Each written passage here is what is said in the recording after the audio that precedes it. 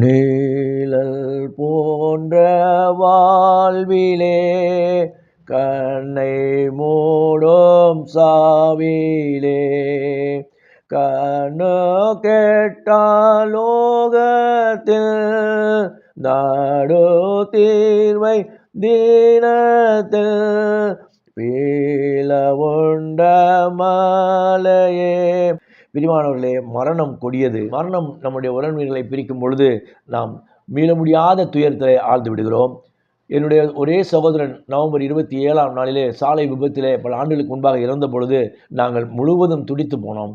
அப்பொழுது கர்த்தராகிய இயேசு கிறிஸ்து எங்களுக்கு துணையாக இருக்காவிட்டால் இன்று நாங்கள் உயிரோடு இருப்பது சாத்தியமில்லை.